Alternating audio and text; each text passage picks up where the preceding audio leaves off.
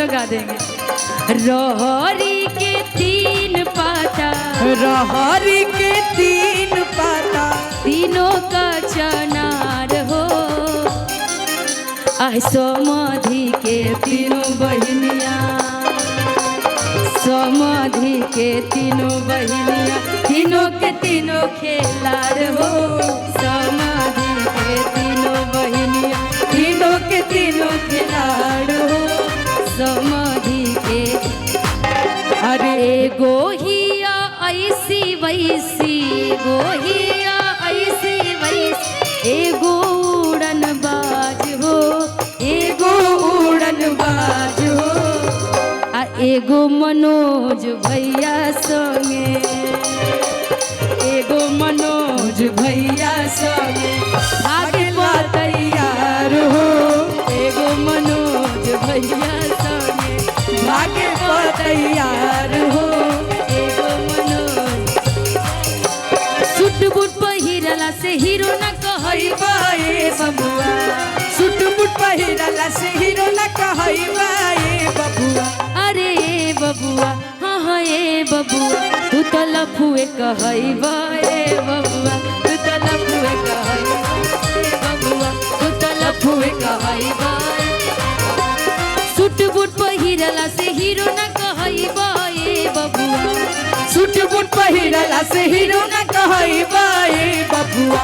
हाँ हाँ ए बबुआ, हाँ हाँ ए बबुआ, तू तो लफुए कहइबा ए बबुआ, तू तो लफुए कहइबा ए बबुआ। अरे राजा जी खजनवा दे दा, रानी जी गहनवा दे दा।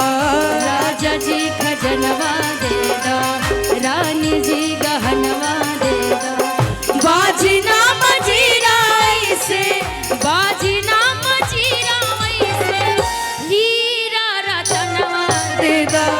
राजा जी खजनवा दे दो, रानी जी गहनवा दे दो। राजा जी खजनवा दे दो।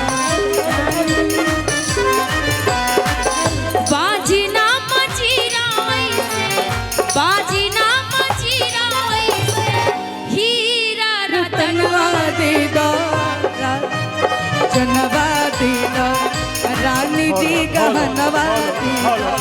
राजा जी खजनवा दे दो, रानी जी गहनवा दे दो।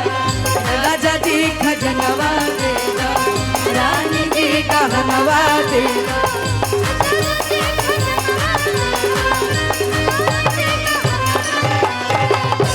एक फरमाइश आई है, एक गाली गीत है, समधिनिया जवान चाहिए।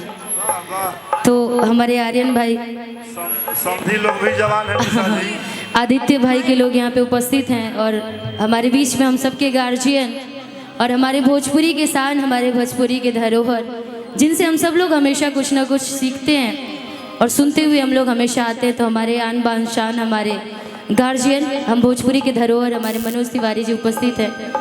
तो उनके सामने हम लोग को कुछ गा लेना। और अभी तो हम लोग बच्चे कहते हैं कि संगीत और पढ़ाई हमेशा सीखने की चीज़ है, और आप गार्जियन, आपके सामने हम लोग कुछ गाएं, इससे ज़्यादा अच्छा और क्या होगा। तो फरमाइश आई है, समधिनिया जवान चाहिए, तो सी लगा दीजिएगा।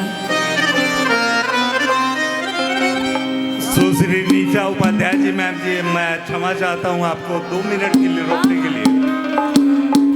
मेरे परम आदरणीय बड़े भैया श्री मनोज तिवारी जी हैं, उनको पहले साष्टांग प्रणाम। भैया जी, आपसे एक शिकायत है हमारी। आप लखनऊ में आए थे तो एगो चचवा को बड़ा फेमस कर दिए थे प्रोग्राम में, और आपके उस क्लिप से उस चचवा 2 लाख मिलियन ले लिया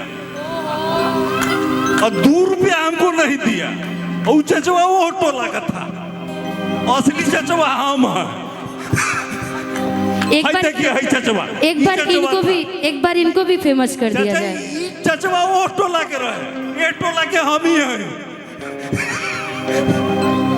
ना, है यो टोला के हो। और वो एक फेमस 2 मिलियन व्यू आइल रहे और 2 रुपया हमरा के नहीं खेते ले। तनी मनोज भैया इंसाफ कर दी, भारी है। हेलो